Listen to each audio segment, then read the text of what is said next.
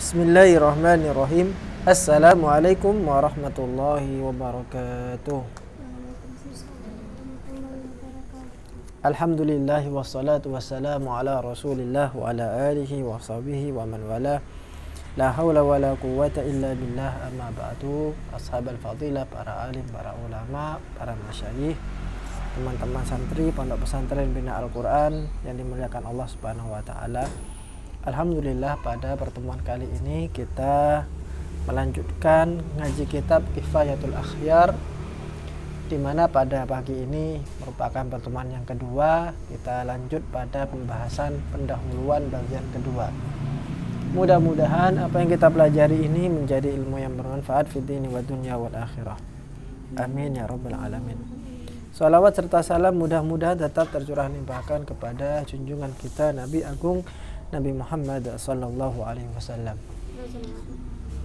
Sebelum kita memulai ngaji ini, marilah kita bacakan tawasul bacaan Fatihah kepada muallif kitab, terutama kepada para guru kita, para masyayikh kita. Khusus kita kirimkan Al-Fatihah juga kepada almarhum Kiai kita, yaitu Kiai Malik Qurtubi, yang pada pagi ini telah meninggalkan kita. Mudah-mudahan dengan tawasul ini sedikit hadiah dari kita, mudah-mudahan menjadi sangu bagi beliau.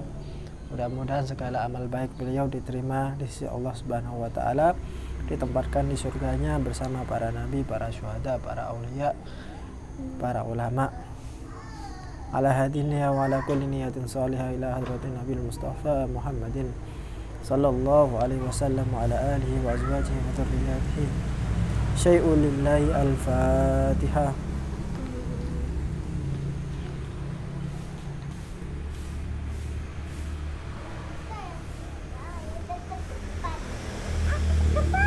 Bismillahirrahmanirrahim.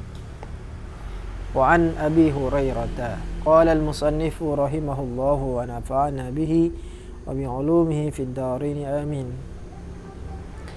Wa an Abi Hurairah radhiyallahu ta'ala anhu anna Rasulallahi sallallahu alaihi wasallam qala ma ubida Allahu subhanahu bisyai'in afdala min fikhin fid din. Enggak apa-apa.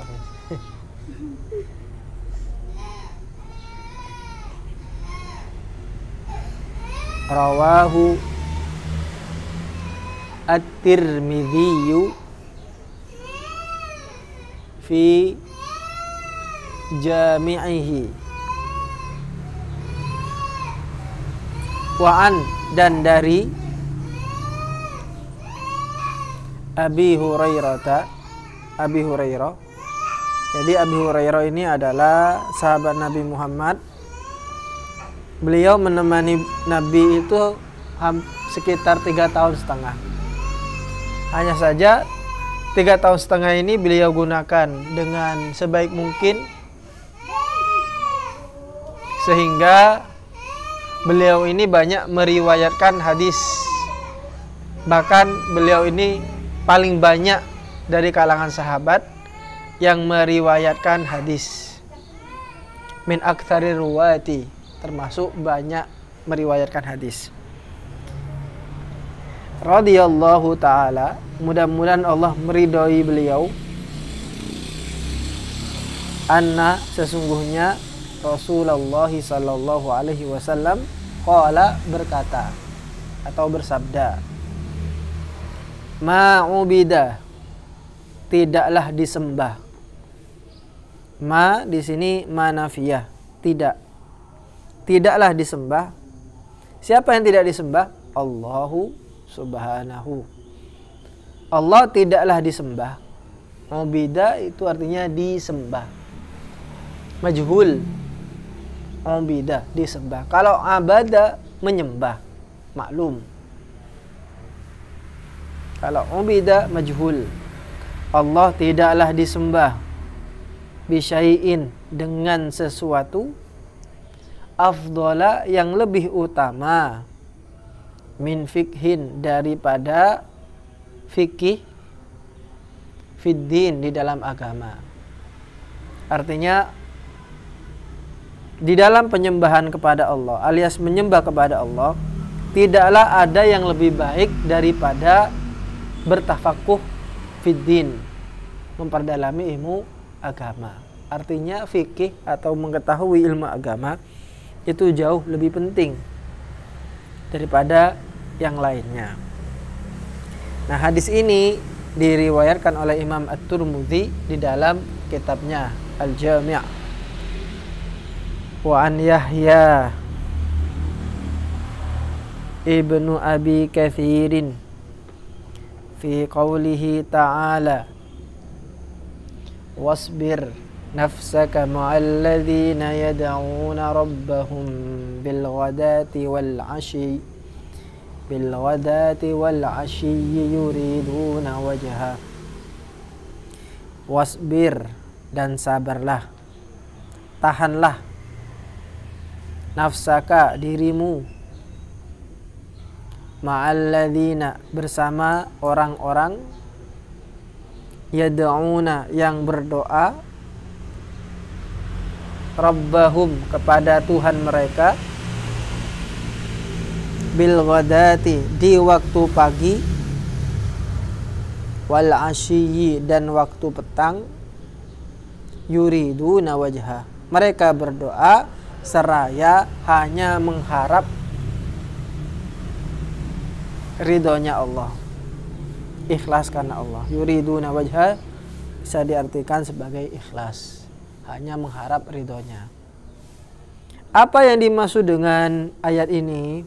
Nah, maka Imam Yahya bin Abi Katsir berkata, qala majalisuz dzikri, yang dimaksud dengan kita harus bersabar bersama orang-orang yang berdoa kepada Tuhannya dan seterusnya itu, yaitu adalah majalisuz dzikr, tempat-tempat di mana di situ dibacakan zikir-zikir. Majalis dzikr, majelis-majelis zikir. Qala Ata'un fi qawlihi sallallahu alaihi wasallam.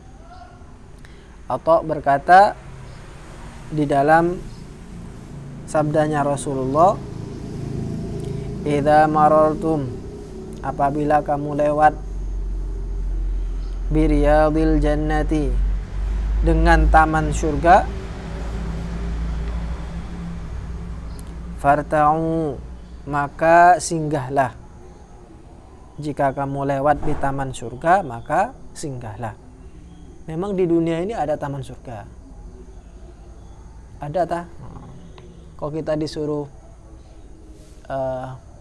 berhenti di sana, mereka bertanya, qalu, sahabat bertanya, ya Rasulullah, wa ma riyadul jannati, wahai Rasulullah, apa yang dimaksud dengan taman surga? Kita kan masih di dunia, kok sudah ada taman surga? Katanya Rasulullah, qala hilakuz dzikri, yaitu halakoh zikir, majelis-majelis zikir. Hilaku itu bentuk jamak dari halqoh. Halqoh itu artinya orang duduk memutar. Jadi memutar gitu. Itu halakoh. Halakoh. Di mana di situ dibacakan zikir-zikir kepada Allah. Itu yang dimaksud dengan taman surga. Makanya usahakan perbanyaklah zikir kepada Allah Subhanahu wa taala. Setelah sholat, berzikir kepada Allah Subhanahu wa taala. Karena itu bagian dari taman surga. Rumah kalau tidak punya tamannya itu kurang indah. Rumah kalau tidak ada tamannya kurang indah. Nah, supaya ada taman-tamannya yaitu qala Athaun. Nah, Atha berkata mengomentari yang dimaksud dengan halqah zikir di sini adalah qala Athaun adz-dzikru huwa majalisul halal wal haram. Yang dimaksud dengan zikir di sini adalah huwa, yaitu majelis-majelis halal dan haram. Jadi halaqah zikir itu bukan hanya orang duduk bareng-bareng kemudian berzikir kepada Allah, mengingat Allah, bukan. Lebih dari itu, kita berada di pasar menjaga halal haram itu termasuk zikir. Kita di sekolah belajar dengan baik, niat karena Allah Ta'ala, itu juga termasuk zikir. Kita lanjutkan ini. Kaifa tashtari, bagaimana kamu menjual, membeli. Kaifa tashtari, bagaimana kamu membeli. Kaifa tabi'u, bagaimana kamu menjual. Jual beli itu termasuk zikir ternyata. Tapi yang jelas zikir yang sesuai dengan jual beli yang sesuai dengan syariat Islam. Jual beli yang sesuai dengan syariat Islam. Wa tusalli, bagaimana kamu salat. Wa tasumu, bagaimana kamu puasa. Wa tahujju, bagaimana kamu haji. Wa tankihu, bagaimana kamu menikah. Wa tutalliqu, bagaimana kamu mentalak pasanganmu. Wa asbaha dzalika, dan yang serupa dengan hal itu semua. Jadi kita jual beli, puasa, zakat, sholat, bahkan menikah dan talak itu termasuk zikir. Dengan catatan bahwa apa yang kita lakukan itu semua sesuai dengan syariat Islam. Nah, supaya kita tahu bahwa ini sesuai dengan syariat Islam, perlu tahu ilmunya. Apa ilmunya? Yaitu ilmu fikih. Ilmu fikih. Supaya tahu kita bahwa sholat kita ini benar, maka harus belajar ilmu fikih. Belajar kitab Safinatun Najah yang kita pelajari tiap malam itu. Yaitu dalam rangka supaya kita tahu bahwa sholat kita itu benar. Kita tahu bahwa puasa kita benar sesuai dengan syariat. Kita tahu bahwa nikah kita itu benar. Nah, menikah ini merupakan ibadah yang paling lama. Ibadah yang paling lama dan ibadah yang paling nikmat itu menikah. Bayangkan jika sampean menikah di umur 20 tahun dan meninggal anggaplah umur 60 tahun, maka selama 40 tahun itu sampean dianggap sebagai ibadah. Asalkan niatnya benar. Cara menjalankannya juga benar. Jadi ketika sampean mau akad itu, sampai sudah niatkan di dalam hatinya bahwa saya menikah ini dalam rangka untuk menjalankan sunnahnya Nabi lillahi ta'ala. Itu ibadah itu sudah. Tapi kalau tidak diniatkan, kenapa kamu menikah? Ya supaya saya bisa punya pasangan. Wah, itu berarti sudah niatnya salah. Dan segala apa yang ada di dalam pernikahan itu adalah ibadah. Sampian bikin teh buat suaminya, itu ibadah. Kemudian sampean bercanda gurau, cekli-cekan dengan suaminya, pitik-pitik, itu juga ibadah. Semuanya bernilai ibadah.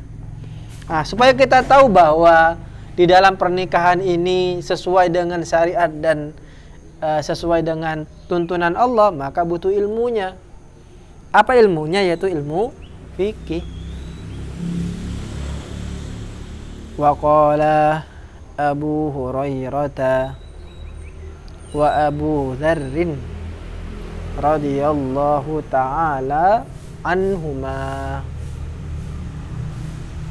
Wa qala, dan berkata Abu Hurairah wa Abu Dzarrin. Ada berapa orang di sini? Abu Hurairah wa Abu Dzarrin. Ada berapa? 2. Abu Hurairah dan Abu Dzarrin. Makanya di situ anhuma. Huma itu dhamir musanna. Musanna itu artinya 2. Atau tasniyah. Dhamir tasniyah 2. Anhuma, kepada mereka berdua. Apa perkataannya? Beliau berkata, babun minal ilmi nata'allamuhu ahabbu ilaina min alfi raq'atin tatawwu'a. Babun, apa artinya babun? Nah, di sini memang babun artinya pintu, tapi di sini khusus karena kita bicara tentang ilmu, tentang kitab, maka artinya bab. Bab. Jadi kalau kita ini buka buku kitab ini kan ada bab-babnya. Di ini apa namanya? Di daftar isi itu ada babnya. Bab pertama tentang toharoh. Bab kedua, nah ini. Babul aniyati, bab tentang wadah-wadah. Jadi wadah juga dibicarakan dalam fikih. Babul aniyah, wadah-wadah. Wadah gimana, Ustaz? Apa wadah keranjang atau gimana?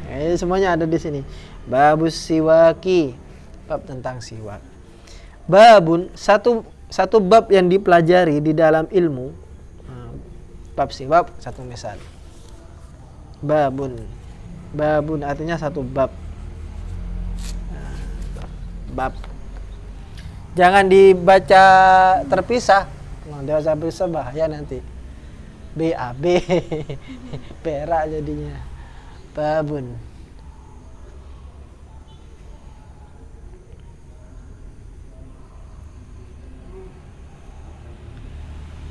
Coba tanyakan. Ini rekaman.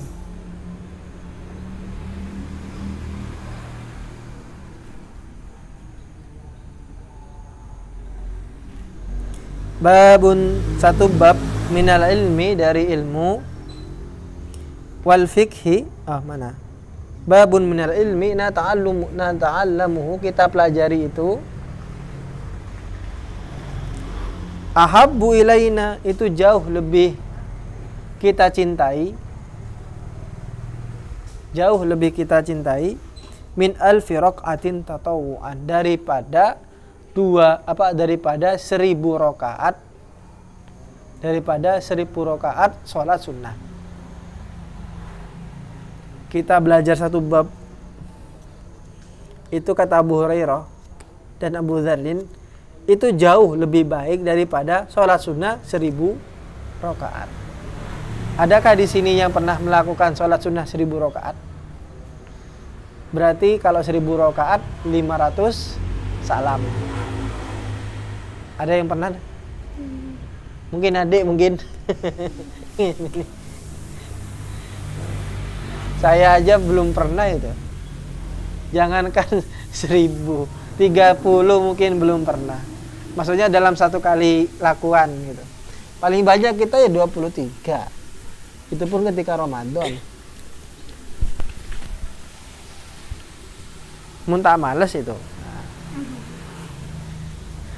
Maka ada cara yang lebih praktis daripada melakukan sholat sunnah yang banyak itu, yaitu belajar satu bab saja. Kita lanjutkan. Wa qala Umaru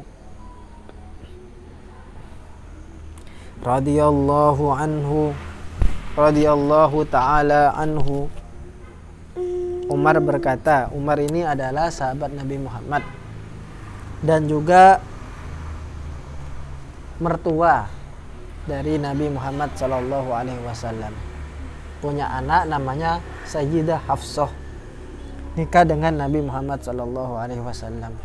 Beliau berkata, la mautu alfi abidin qaimil laili shaimin nahari ahwanu min mautil alimil basiri bihalalillahi ta'ala wa haramih.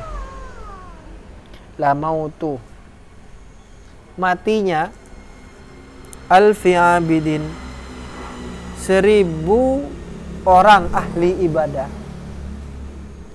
meninggalnya 1000 orang ahli ibadah. Qaimil lail, yang dimana setiap malam dia selalu bangun. Bangun di sini ya tentu ibadah, sholat. Shaimin nahar, kalau siang dia puasa. Bayangkan kalau malam dia sholat, kalau siang dia puasa. 1000 orang yang seperti itu meninggal, katanya beliau, ahwanu, itu lebih enteng. Lebih enteng, artinya tidak ada apa-apanya, daripada mimmautil alimi, daripada meninggalnya satu orang alim, al-basiri bihalalillahi ta'ala, yang tahu dengan mana yang halal, wa haramihi, dan mana yang haram. Jadi 1000 berbanding 1. Orang yang ahli ibadah dengan orang yang berilmu. Ditimbang 1000 orang ahli ibadah, ditimbang dengan 1 orang alim, itu akan lebih berat siapa? Satu orang alim. Nah, ini. Nah, kata Rasulullah, fadlul alimi alal abidi kafadlil qamari ala sairil kawakib.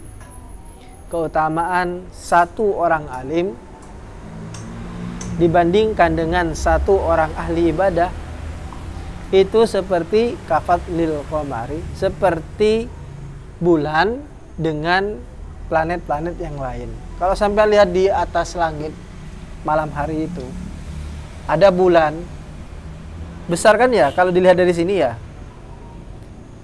cahayanya sangat terang. Kalau sampai lihat planet kira-kira sebesar bulan enggak? Maksudnya dari sini ya, bukan sampai ke sana. Kalau ke sana ya lebih besaran planet. Dari sini sampai lihat dari sini ada bulan, ada planet-planet. Lebih besar mana? Lebih besar bulan, kemudian lebih bercahaya bulan. Nah, itulah perbandingan antara orang yang alim dengan orang yang ahli ibadah. Kafadlil qamari ala sairil kawakib.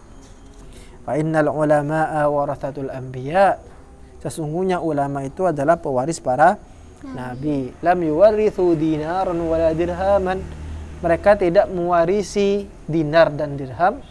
Wa innama warathul ilma. Dan mereka mewarisi ilmu. Faman akhadahu akhadha bihadzin wafir. Jika ingin ambil, maka ambillah secukupnya. Al-hadits au kama qala. Ada cerita menarik tentang perbandingan antara orang berilmu dengan orang yang ahli ibadah di dalam Sahih Bukhari. Jadi ada begal. Nah, begal bahasa Arabnya qati'ut thoriq. Qati' itu artinya orang yang memotong. Thoriq jalan. Orang yang memotong jalan. Karena begal itu ya itu kerjaannya, pemotong jalan. Qati'ut thoriq. Ada begal yang dia itu tidak pernah tidak pernah segan-segan untuk membunuh korbannya. Jadi kalau ada orang yang tidak mau mengasih barangnya, dibunuh sama begal itu. Singkat cerita, dia sudah membegal dan membunuh orang sekitar 99 orang. Sudah 99 orang yang sudah dibunuh oleh orang tadi. Kemudian dia merasa ingin bertobat kepada Allah. Akhirnya dia konsultasi. Pertama dia konsultasi kepada abid, kepada orang ahli ibadah. Dia tanya, wahai abid, kalau saya bertobat sedangkan saya melakukan dosa yang sangat banyak, yaitu membunuh orang 99 kali, kira-kira Allah akan mengampuni saya apa tidak? Apa jawaban si abid itu, orang ahli ibadah itu? Ya, gimana Allah mau mengampuni dosa kamu? Dosa kamu sudah banyak kayak gitu. 99 orang sudah kamu bunuh. Akhirnya si begal ini tak sabar, paten kian Mas Nan. Berjebat. Akhirnya awalnya dia mau tobat malah bunuh orang. Genap menjadi 100. Nah, kemudian dia tanya ke orang, terus siapa yang kira-kira mau membimbing saya? Oh, sampean datang saja kepada orang alim. Kalau tadi yang pertama dia datang ke abid, jawabannya itu.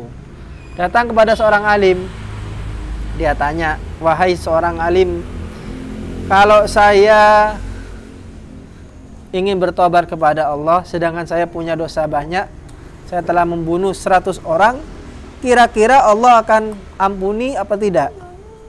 Apa jawaban seorang alim? Ya, Allah tentu mengampuni dosa kamu. Allah akan menerima tobatmu. Tapi ada syaratnya, katanya seorang alim itu. Apa syaratnya? Syaratnya adalah kamu harus tinggalkan tempat dan teman-temanmu yang selama ini mengajakmu untuk melakukan perbuatan-perbuatan dosa itu.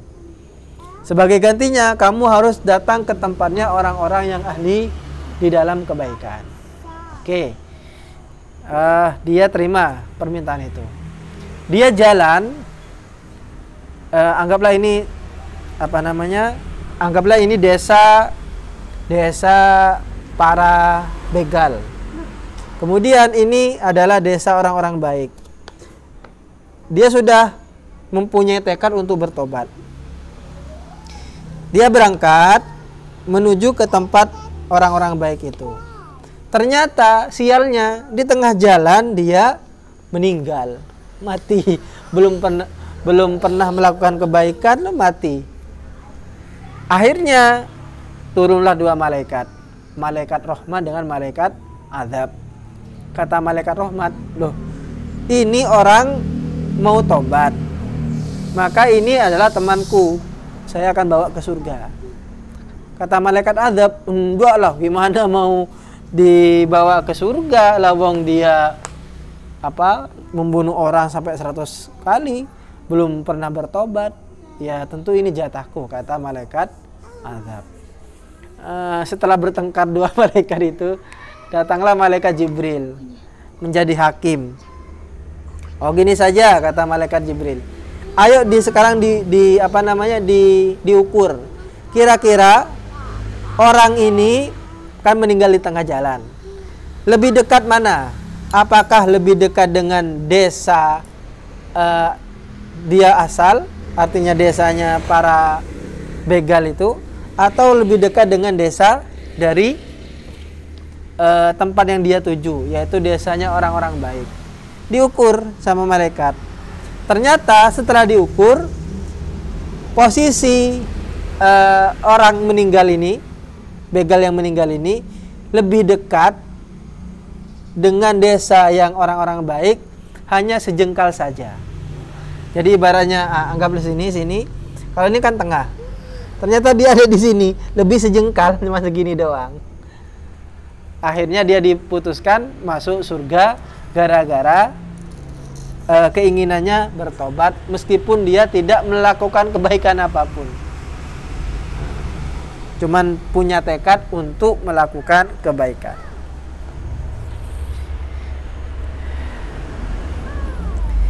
Artinya apa? Dari cerita ini kita bisa ambil kesimpulan ada perbedaan antara orang yang ahli ibadah tanpa ilmu dengan orang yang mempunyai ilmu. Maka orang yang mempunyai ilmu itu akan mempunyai keutamaan yang besar. Hal yastawil ladzina ya'lamuna wal ladzina la ya'lamun. Wallahu taala a'lam bissawab. Mudah-mudahan apa yang kita pelajari pada pagi ini menjadi ilmu yang bermanfaat. Wa akhiran wallahul muwaffiq ila aqwamit thoriq. Assalamualaikum warahmatullahi wabarakatuh.